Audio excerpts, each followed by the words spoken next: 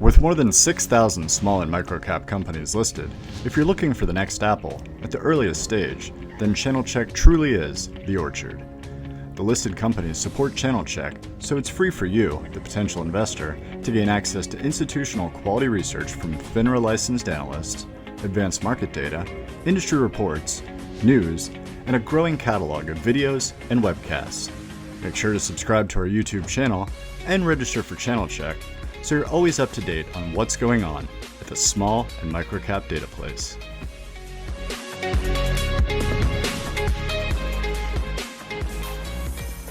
Welcome to the Virtual Roadshow series presented by Channelchek. This fireside chat features Chris McCann, CEO of 1-800-Flowers Inc., NASDAQ ticker symbol FLWS. Joining Chris is Michael Kupinski, Director of Research and Senior Research Analyst for Noble Capital Markets, a FINRA-licensed SEC-registered broker-dealer. Michael asked Chris questions submitted by the live audience throughout the discussion. Visit channelchek.com or click the link in the description to access Michael's research on 1-800-Flowers, as well as news and advanced market data. Without any further ado, here's Michael and Chris. All right, thanks, Chris, and thanks, Chris McCann, for joining us. We greatly appreciate it. As Chris just mentioned, this is a fireside chat, and I will be taking Q&A from the audience a little later, but feel free to type those questions in as early as you would like. I'll incorporate those into the presentation as if they are kind of similar to some of my questions. But before we get started, Chris, I was wondering if you can give us an overview and an update on the company. Sure, that'd be great, Michael. Thank you. The company's really evolved a lot over the years. And what we've grown from a floral business to, a broad gifting business to a business that's now really an e-commerce driven platform that's built to help customers. And our vision is to help inspire people to express, connect, and to celebrate with each other. So we have this integrated e-commerce platform, mobile commerce, of course, conversational commerce is part of that, with this all-star lineup of brands featuring 1-800-Flowers, Harry and David, several others brands in the food category, our most recent brand, Personalization Mall. So we're leaders in the floral category, we're leaders in the gourmet gifting category, and now in the personalization space as well. And that kind of also gives insight, I think, to where we're going as a company, as we again look at how do we help customers express themselves, which is so important, stay connected to people. We've learned that throughout this pandemic, how important that is, and to celebrate all of life's everyday moments. So we have our current product category, but it gives us a really broad, open, and large addressable market really now as we go forward and grow from here. And Chris, we can't talk about the company without having, what has happened over the last year and how it has affected you. Certainly, the pandemic created a lot of operating challenges for the company, but at least when it first happened, it seemed like business stopped, but then all of a sudden took off. And for your company, can you talk about the challenges that the company faced waking up one day and finding that your business is growing at a rate of nearly doubling revenues in just one quarter? I mean, that would be just a hell of a challenge for anyone.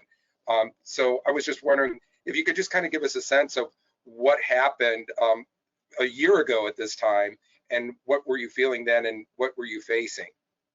Sure, Michael. And it wasn't exactly like we woke up one morning and there it was, but it's something that we saw coming to a degree, right? We actually organized a response team in the end of December, early January, to start monitor what we saw was coming out of China and what this virus might do in impact and interruptions to the supply chain. So at first, that was our major concern, and that's what we thought and kind of hoped it would stay contained. But as we saw things progressed, and by February, this virus was spreading around the world, and we were managing that, and what could the impact be, again, mainly to the supply chain from different places. But then in March, it started to show up in the US, and March 11th, all hell broke loose in the US. We just shifted right away into crisis management mode, and wasn't sure what would happen, as with many of our businesses and many of our friends in retail, certainly were not sure what would happen. As you pointed out, the floral business really took a hit right away. and business really dropped there, and mainly because so much of the floral business, the everyday business of 1-800-Flowers brand, is sympathy business that you couldn't have funeral and memorial services, get well, new birth, that couldn't make deliveries to hospitals and things like that. So that business really pulled back. But it was interesting that the food business, the gourmet food business, kind of kicked in right from the beginning in mid-March and started to accelerate momentum.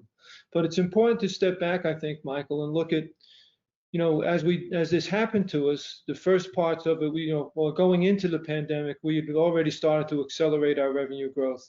And through the first 3 quarters of fiscal 20, we were accelerating at growing at a 10+% rate and looking to move that up. The pandemic certainly then in mid-March helped accelerate that. But to some degree, we were well positioned for that because we started it. But in so many things we've seen this pandemic accelerate so many things in our life. So one of the strategies that we've been looking at is how do we deepen our engagement with our customers? How do we become more of an engagement company? And what would have maybe taken us 3 years took us 3 months to really start to change the tenor and tonality of our marketing messages, the products that we were merchandising, what customers were looking for. We saw certain product categories really escalate right in the beginning on the food side. Our prepared meals from the gourmet line at Harry and David. Wine became a very popular category with many companies during this time period. On the floral side, as that business started to pick up, the plant category, which had been growing double-digit rates already, significantly accelerated. So we saw a lot of that, but in the very beginning, it was how do we deal with the operational challenges? How do we keep open the facilities that we could keep open according to state and local regulations? How do we make sure we're putting the social distancing capabilities in place, the proper PPE in place to make sure we're providing for the health and safety of our team members? There were things coming at us left and right. What other protective measures do we take to make sure that our customers are protected, our vendors are protected? So as all of these challenges are coming, as you point, all of a sudden revenue started to accelerate dramatically. And the other operational challenges didn't go away, but now we had to deal with new challenges of this accelerated growth rate. And looking at that, saying, how do we scale to meet that demand? Right away, we were chasing inventory on many of the different food products. How much could we manufacture fast enough? What could we get from other sources fast enough? Looking at how do we scale on the technology platform. Luckily, that was in good shape and that was able to scale because of the investments that we've been making in the technology platform. How do we scale from a customer service point of view? And again, fortunately, because of some of the automation capabilities we've been putting in place, we were able to do so. So it's been a heck of a ride, that's for sure. And I think I'm so proud of the team. The management team went right into meeting 2 times a week for a year, basically now, 2 times a day.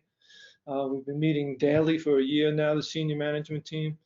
I think we've become a better team because of it. We've become a bigger and better company because of it. We've built a deeper relationship with our customers. So as we look forward, I really feel that we're extremely well positioned as a company as we move into this next phase. Well, I'm not surprised that Harry and David wine took off. I think over the last year, alcohol has a place in our lives. But I want to follow up a little bit about the post-pandemic, because it seems like investors have been focusing on companies that might benefit post-pandemic, but they're missing, I think, the essence of how this pandemic has changed consumer behavior and their buying patterns. And I was wondering if you could just talk a little bit about your thoughts on just the dynamic, acceleration, so to speak, of e-commerce and that how's the company positioned in that? Thank you, Michael. I looking at it from our lens, from our perspective, we see a couple of major changes, 2 major changes to consumer behavior. As I referenced, I think we've all learned as people that we have a need to really be connected and to express ourselves to the important people in our lives and to stay connected and build and maintain our relationships. So that's a trend that I think and hope, I believe and think, but also I think it'll be great for society if that trend continues to move forward post-pandemic, and I believe it will. It's why our business has always been such an everyday sentiment emotion business to begin with.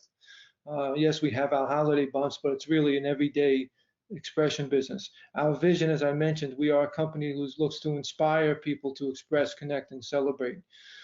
The second big trend that we've seen come out of this is the tectonic shift from offline sales to online sales. And if we go back a year, and different studies give you different numbers, but ballpark, 14% of retail sales were being conducted online a year ago. That escalated dramatically, but into the high 30%. Today, it's in the 28 to 30% range. So doubling in a year, that probably would have taken 5 years for that growth to come. That's not changing. Consumers aren't changing those and abandoning those behavior patterns. One of the interesting things that I've seen from that too, which benefits us because such a good part of our customer file is our baby boomers. Yes, we appeal to younger segments as well. But the interesting thing that I saw recently was that the biggest cohort that moved from offline to online was boomers. So that positions us very well. So again, as a company that's an e-commerce platform built for growth, built for expression, connection, and celebration, I think we're very well positioned in front of those two key macro trends. And again, the e-commerce aspect of it isn't going away. We're seeing everybody ramp up their e-commerce capabilities. Fortunately, we've been an e-commerce business from the beginning, so we just have to continue to scale our capabilities. What's great is once you start buying online, you can't. It's almost a habit. You can't go back. The company completed an acquisition in the midst of the pandemic, which is really unusual. I mean, I don't know that everything seems to stop, and M&A transactions and everything seemed to stop. But you purchased personalizationmall.com, which we call PMall, and it seems to be doing extremely well. I was wondering if you can talk a little bit about the unique attributes that PMall brings to the stable of your brands at this point. Yeah, great. Thank you, Michael.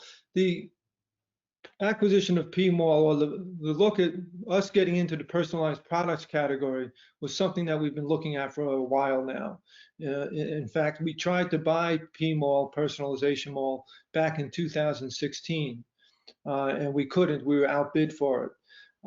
So then last year, when the opportunity came around through conversations with the folks at Bed Bath & Beyond, they were looking to change their business and get rid of some of their non-core assets, and we had the opportunity to buy it again from Bed Bath & Beyond, and that worked out very well for us. Now, it was a challenge to buy a business during this breakout, and we worked with the Bed Bath & Beyond team. The transaction actually got delayed a little bit from March until August, but there was just a lot of challenges to make that happen. We're very pleased with the results that we're getting so far and the ability to integrate this business as we've been doing, especially with the travel restrictions that we have.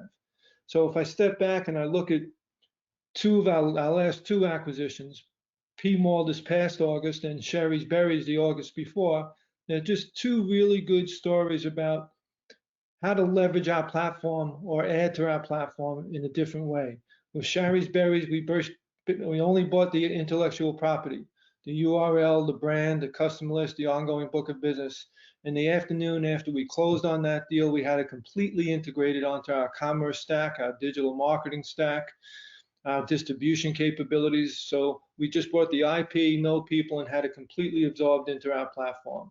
And again, the success that we're having with that business, we took a business that was stagnant in growth and losing money to one that's growing nicely now and contributing nicely to the bottom line as well. On the PMall side, a little different story. There was basically adding capabilities to our platform, as you point out, and the personalization capabilities that PMall has, we think, are second to none. And we believe they have the most different, I think, 12 different personalization capabilities or processes, from sublimation to embroidery, and I can't list the 12 for you, but they have all of those different capabilities, which really make them unique. And so they've added that to our platform. We'll look to continue to permeate that through the platform over the next period of time. But they've also leveraged the platform. So as you said, we took a business that when we acquired it and it kind of reopened after it had to be closed for a period of time. it was growing at a low double-digit rate. Last quarter, we were able to escalate that growth to 50%. And a large part of it is leveraging our digital marketing capabilities and our MarTech capabilities, utilizing to a small degree the customer file, making sure that we focused on different things with Passport and a single logon so that customers could see everything across the platform. So a lot to go, but we're very pleased with the results so far. Well, Shari's Berries was a great example of your integration. You've made some great acquisitions in the past, and that's a really interesting story. Aside from putting PMall on your website in this last season, was there much integration of the business before the holiday season? Because I guess a lot of investors are going to wonder, well, what is the growth rate post you're putting this buying it, because you've had such great success already. How far along were you on the integration process when in the last holiday season? Sure. Prior to holiday, I would say we didn't do very deep integration. When we do an acquisition and integration, first objective and primary rule is don't screw up the existing business, especially with the holiday season right around the corner. So we did a good job with that one, I think. Yeah. But like I said, we focused on, okay, what things could we get done? So we got the business up on the homepage really of our website and mobile capabilities, but not really fully integrated into our tech stack. That work is now beginning, or has begun shortly, well, just previous to post holiday. And that will continue through the next couple of quarters. The target will be to have that fully integrated by the summertime. But in the meantime, we're getting the benefits of cross-promoting our Passport loyalty program to the customers, starting to utilize the customer file. The PMall management team and the capabilities there are extremely strong operators. Where we saw the ability for us to get leverage is really on the marketing side. So integrating them into our digital marketing capabilities and digital marketing teams is what's helped to accelerate the business so far, and clearly what I believe, and we see the opportunity to continue growth going forward with PMall. We think this is the beginning of a position in the personalization category. So there's product category expansion that we'll do within the PMall capabilities, and we'll also look through M&A capabilities to see what else should we append to that platform to make us a stronger leader and a stronger competitor in the personalization world. Well, what's great about PMall too is that it kind of straightens out a little bit of the seasonality that you're accustomed to a little bit. And I was wondering if you could talk a little bit about that as well. Yeah, that's one of the things that we liked about it from a financial profile. It still has its seasonality. It's 50% of its business is still holiday season, but that's less than our food businesses are. So that's nice. It also doesn't lose money in any of the quarters. It's got 2 quarters where it really generates profit. The other 2 break even to slightly profitable. So there's no negative drag on it, which is real nice. And it puts us into another category, or a couple of other occasions that we really didn't play well in to begin with, such as the upcoming seasons. We have Mother's Day and Father's Day. PMall does well for both. Better for Father's Day. So that's an interesting play for us. Getting into the wedding business. They have a toe in the wedding business today. I think that's a category that we can expand and grow further as well through personalization. And I love the website that they have, and I thought their landing page was amazing because it just bright, colorful, and always seasonal. They always had some things to suggest in there. How much changes are you doing related to their landing page? Yeah, we're not focused on that right now. We're focused really on the kind of the marketing, the go-to marketing capabilities. But as we look at the integration onto the new platform, that's when we'll look at starting to change the creative. We'll be testing it between now and then. But we're not just going to go in and make wholesale changes. As with anything, we're pretty disciplined in our approach, so there'll be lots of testing. One of the things that we've been very successful with all of our other brands during this pandemic is a reduction on promotional activity and a reduction on discounting. That's something that we're testing already with Personalization Mall. Discounting was, and I think as being part of Bed Bath & Beyond, it was just kind of a retail mentality. But as we further deepen the engagement with our customers and provide them with the products they need for the right people, for the right occasions, I think there can be less dependency there. And I don't mean to spend too much time on just talking about PMall, but it's one of your larger acquisitions and a lot of opportunities there. But in terms of integrating PMall, I know that you had some very large state-of-the-art warehouse facility and facilities outside of Chicago. Can you talk a little bit about how your plans are forming in terms of how to utilize that facility at this point, or where you're at in that process? Early stages, Michael, for sure, on our thinking there. One of the things that we really liked about this acquisition was that it was a brand new, they just built a $20 million highly automated, large manufacturing and personalization and distribution facility. So it's got lots of room to grow for us. And now with the pace we're growing at, we're probably getting there a little sooner than we originally planned, but there's still ample opportunity, and that's not a concern. What we will look to do in very early planning, this is more thought process than actual plans in place, is how do we integrate that and start to personalize other products in our current portfolio? Can we personalize a vase to be shipped with a bouquet of flowers? Can we personalize the boxes of some Harry and David gifts? Because what we've seen, each of our different brands has different personalization capabilities already, but nothing to the scale that PMall brings. So then the question is, logistically, how do we do that?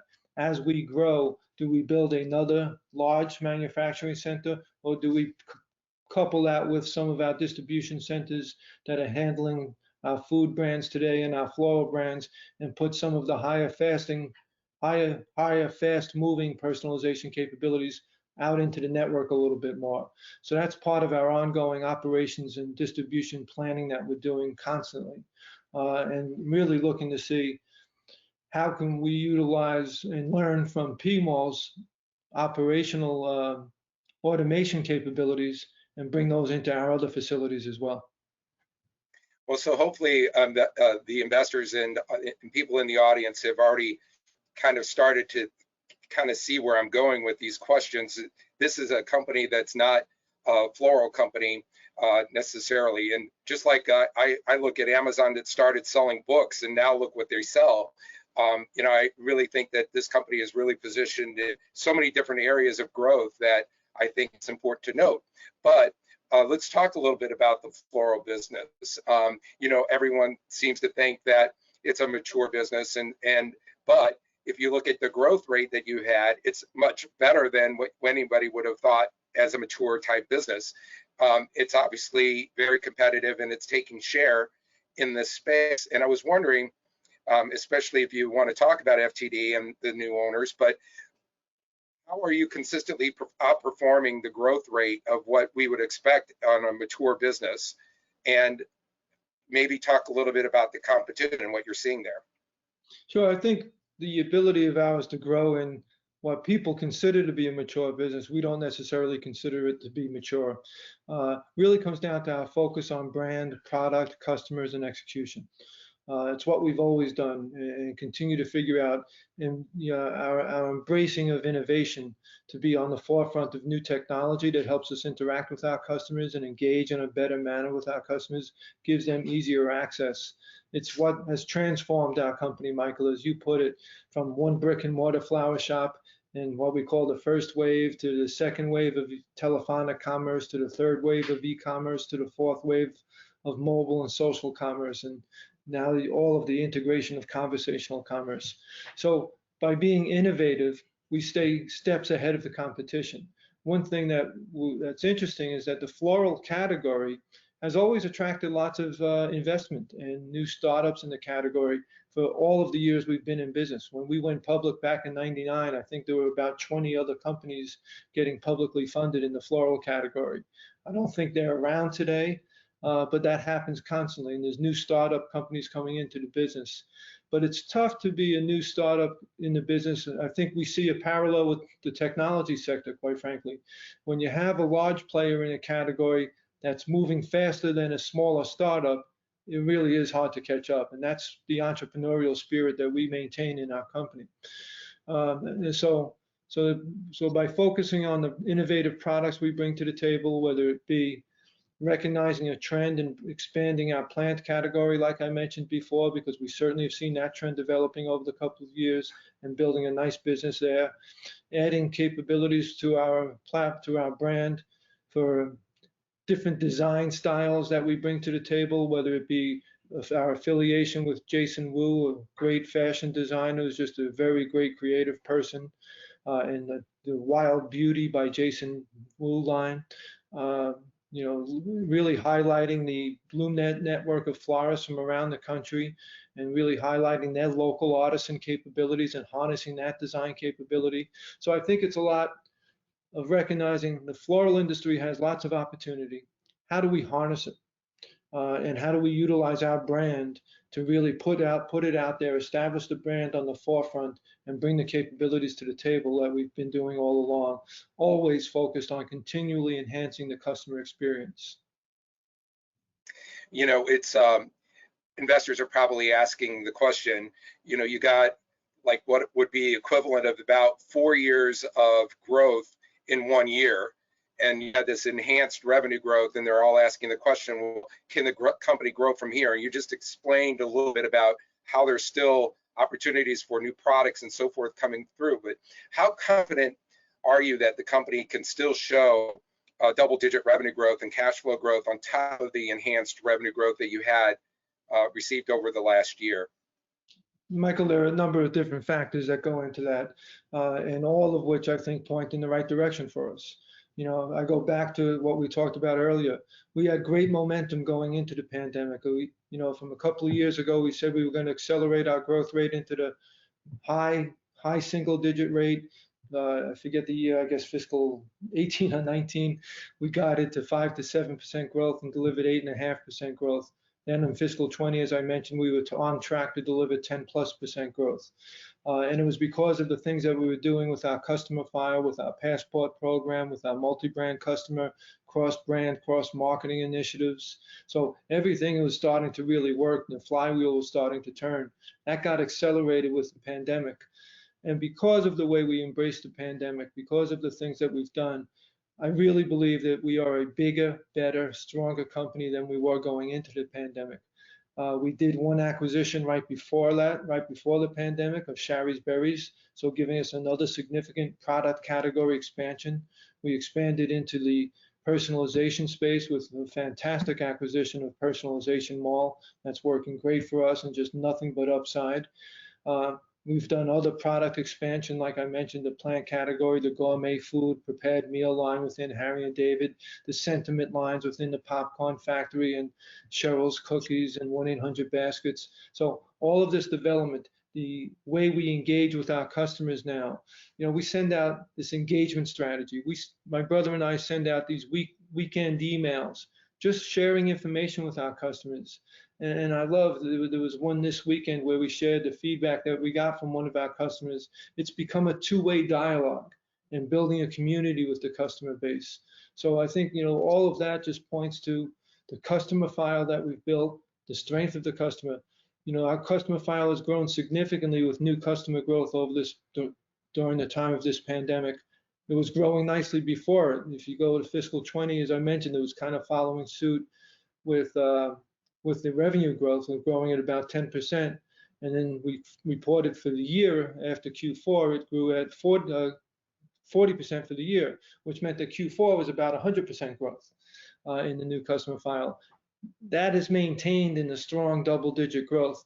But what's really interesting is when we look at it and take a look at what's happening with the customer file, what we're seeing from behavior metrics of the combination of new customers and existing. And our new customers are actually showing better behavior metrics than the average of the existing in terms of frequency and retention rates. While we're seeing increased frequency and retention rates from the existing and more people purchasing the Passport Loyalty free shipping program and also buying from more than one brand. So we're a bigger, better company, strong customer file, and when you have that, and you have a customer file, and you have the executional capabilities like we have, I think that's a pretty good predictor of the future. And Chris, let's dive a little bit more deeper into the customer files. So how many unique customers does a company have now versus 2019? I know you gave us some growth metrics, but I was wondering if you can give us numbers around that. And how does the new customer files that you're seeing, how are they reacting a little bit differently than the past customer files, or are you seeing, I'm trying to get a gauge on how to understand the future revenue benefits from the customer acquisitions that you've had over the course of the last year? Yeah, so a couple of things there, Michael. I think in looking at it, as I said, the numbers that we report is the new customer growth percentages that we have seen. And like I said, we grew at 40% for last year, with 100% growth being in Q4. And we've maintained strong double-digit growth every quarter since then in new customers. And that will go up and down. The couple of interesting factors on what we're seeing from behavior lows. The ones that I mentioned as far as the customers new, and really looking at new customers acquired during the pandemic time, and really looking at it quarter by quarter. So we now have a little bit of history from fiscal Q4 last year, coming up to this fiscal Q4, of how those customers are behaving, and we're seeing very strong behavior metrics outpacing what has previously been the average in terms of frequency of purchase. And again, it's only 1 year, but retention rates and what that's looking like. We've seen a change in the Harry and David business as an example, where as we've brought that business to become more of a digital marketing business and less reliance on, very much less reliance on new customer acquisition from catalog, and putting more and more effort into the digital marketing as we change that, we're seeing that we're reaching a different kind of consumer. So those consumers are shopping more frequently. Those customers are placing orders to be shipped now, whereas if you go into October, November timeframe, a lot of Harry and David's traditional business would be people placing orders then for Christmas, and you'd get kind of one bite at the apple there.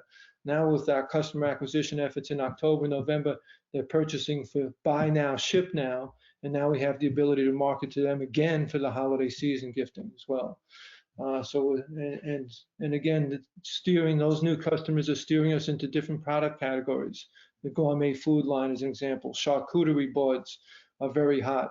So we're having, besides selling the elements and the product to create your charcuterie board, we're running workshops online where people are paying to attend classes to learn how to decorate and create a charcuterie board, which are the classes are lots of fun. Picking up on what we do on the floral side, looking to say and running floral design classes for people. So as we get these new customers, we're seeing different behavior metrics. We're engaging with them differently, whether it be with the weekend letters, whether it be with the workshops, trying to make the brands a little more experiential. And it's paying off in the behavior metrics that we're seeing. It's interesting that every quarterly investor call, you talk a little bit about the pressures on cost and whether it be on wages or transportation, yet you achieve 10% margins. You're expecting that margins will improve over time. So let's talk a little bit about your cost management, and why do you think that you're going to be able to see EBITDA margin growth over time? Yeah, I think we've talked a lot, as you point out on our calls, about the cost headwinds that we face, and not just us. Clearly, all e-commerce businesses, all retail businesses are facing similar headwinds, labor and shipping costs. So those aren't going away. Now, we've been managing the labor costs pretty well. People often ask, well, what's going to be the impact of the federally mandated minimum wage? We really don't think it has much of an impact on us, because due to competitive reasons in different markets, we're already at that wage. So managing that is what we do. It's what we get paid to do, and then we make sure that we manage that cost and put it in our guidance as we give guidance throughout the year. Same thing on shipping costs. With the big surge of e-commerce, as we've seen and read plenty about, the third-party carriers, whether it be UPS, FedEx, USPS, or others, are having challenges keeping up with the demand. That increases costs on their side, which get passed on to the customers. But I think we've done a good job, and we'll continue to do a good job of mitigating those costs. If I look on the shipping side of things, we're constantly looking to see what can we automate it, how can we work with our partner. Our primary partner is FedEx, and the more we work with them to optimize how we interact with them, the better we're able to maintain costs and avoid some of the surcharges that they give, because we're working with them in a way that helps them reduce that cost as well. If I look on the labor side, a big effort of ours is automation. I mentioned the great facility at Personalization Mall and how highly automated that is. We already had, beginning before the pandemic, plans to begin a significant automation project in some of our facilities that had to get delayed. So we didn't get the benefit of it this past year because they had to get delayed because of the COVID pandemic. But we're implementing that now, and we'll get benefits of it this coming holiday season. So we're looking at that in warehouses and distribution centers, in our customer service, our customer contact platform. The same thing, we're utilizing bots, AI-based intelligent virtual assistants, and just looking to create much more of a self-service portal for our customers to, change addresses, change customer, messages on their cards, etc. So just automating, putting more in the hands of the customer, more control, helps us to also reduce the challenges with labor and with shipping. Gotcha. And Texas just went through a nightmare scenario with the weather, and luckily for you, it was after Valentine's Day. So I was wondering, maybe you could just tell us, was this a significant event for you? Did the company kind of emerge stronger coming, with the issues that Texas faced? Or if you can give us some sense of the challenges that you might have faced in that market. Sure, the weather was certainly a challenge, and not just in Texas, and I'll come back to that. But I think the challenges of the weather, and I'm glad they were primarily post-Valentine's Day, but not completely, also showed the benefit of the value of the approach we take to a distribution network. We're not single-threaded, whether it be single-threaded with one carrier or just because of the fact that we have a direct ship capability with FedEx or the florist network. And the florist network for a holiday like Valentine's Day really kept us going throughout that week afterwards. FedEx and UPS, their hubs in Louisville and Memphis, was significantly impacted by ice several nights in a row, and it took them several days then after that to really catch up. So any of our floral competitors who are really primarily only direct ship were pretty much out of business that week, whereas we were able to shift our sales volume, not promote those direct ship products, and shift our sales volume to be delivered by the retail florist, really showing the flexibility of that. And so I think that, I wouldn't say we've come out of that stronger, but I think it really demonstrated our strength. Terrific. And let's talk a little bit about the financial position. Who would have thought that you were able to acquire PMall and have this huge cash position, certainly benefiting from the strength of your business. I was wondering if you could talk a little bit about the flexibility of your balance sheet at this point, the prospect for additional acquisitions, or maybe how you plan to allocate capital at this point in investing in your businesses. Yeah, it's a nice position to be in. I think we have a very extremely strong balance sheet, and especially going through a crisis like we've just gone through and not yet done with, it's reassuring to have a balance sheet like that. So my compliments to our team for always managing that. And I think we've proven to be very good stewards of that balance sheet. We're very diligent in what we do with our capital allocations, how we utilize it to grow our business. So having that cash position, having the balance sheet that we're in, allows us to make the investments that I was talking about on the automation side, as an example. Allows us to make the investments that I was speaking about earlier on how we scale the business for the future growth opportunities that we see. It allows us the opportunity to make acquisitions like we did with Shari's Berries or with Personalization Mall. It allows us to invest in new customer growth and utilizing the balance sheet to help fund that. So we think we're in a very fortunate position, and what we're always looking for is what's the best way to return shareholder value. And what we see now, and has been for a while, the best way to do that is to keep reinvesting into the business, growing the platform that we've built. Back to your question on the margin before, the platform that we've built provides us with good operating expense capabilities. So the more we leverage that platform, the more we'll be able to reduce our OPEX ratio. That coupled with the growth opportunities that we see and the ability to go after them both organically and through acquisition will give us nice revenue opportunity, coupled with that OpEx leverage will produce nice growth on the bottom line for us. And Chris, I know that we've been talking a lot about the breadth of all your brands at this point, and was wondering if you look at the company name, and I know that from time to time you've kind of toyed with maybe changing the company name and doing some studies about that.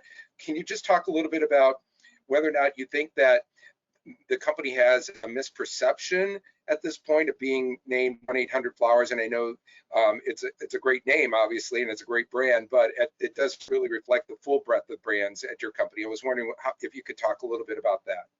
Yeah, it's something that we give some thought to frequently and discuss it on a regular basis. I do think the company is not completely understood in the investment community about what we really are, and that is that e-commerce platform built for growth, that platform from expression, connection, and celebration. That's what we are, and that's what we're demonstrating. Not yet completely understood, but the company name is also comes with such a great reputation. It's extremely well known. It's got a good reputation for its quality and product capabilities, and a great reputation as being an innovator. So I think the challenge for myself and my team is to really, how do we make sure that we're doing as many meetings like this as we possibly can, and get the message out there of the company that we truly are, and how do we get that? So I don't think a name change is the panacea to that. I think we're better off leveraging the name recognition we have, the attributes that come with that brand, and then positioning it into the company that we've become today. And just to go follow up on that, the stock has been a good performer, but when you look at the multiples compared to other e-commerce companies, the stock is trading at a sizable discount, and your company obviously has grown not faster than some of those other e-commerce companies, and probably more profitable. What do you think? Why do you think that the stock doesn't get better love on Wall Street? I think it's just what we were talking about, and I think you're hitting on the question, what frustrates me the most? And it's exactly, we're not yet understood for who we really are and how we're performing. And you're right, as we look at, you asked me a question earlier about the competitive set. When we look at the competitive set right now, we're looking at companies like Etsy, like Amazon, like Wayfair, not exactly competitive, but that's the competitive peer grouping that we're being considered in more and more. So I think that the more people learn what we are and look at the results and understand the platform that we've built, how we're leveraging it, how we can leverage it to go forward. I loved your analogy earlier about what Amazon started selling out books. Well, this platform that we're in started out selling flowers, roses and daisies, but look at what we sell now. And look at what we can sell going into the future. And really, how do we deepen the relationship? The same as Amazon has done such a great job of deepening the relationship with their customers, we're focused on doing the same thing, but in a different, more emotional manner, because we're in a business that's all about emotion. We're in a business that's about expressing and connecting on birthdays, anniversaries, get well, sympathy, through all of our product categories. The more we turn the flywheel on that platform, I think we'll get the proper recognition we deserve.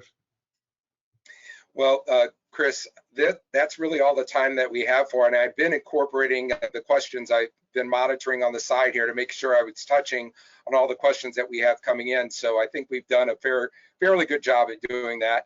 But that's all the time we have today. And thank you, Chris, for helping us get a better understanding of a 1-800-Flowers.com story. If you'd like to get the research I've written on 1-800-Flowers.com, go to Channelchek.com and type in the symbol FLWS in the search box. In the top left, check the channels section. And with that, goodbye for today. Thank you, Michael. Thank you for joining us for this virtual roadshow presentation brought to you by Channelchek. View our YouTube channel for more video content, including C-suite interviews, virtual roadshows, and conference presentation replays. New content is added regularly, so subscribe below to stay up to date. Visit Channelchek.com or click the link in the description to access equity research, news, and advanced market data on this and 6,000 other small and microcap companies.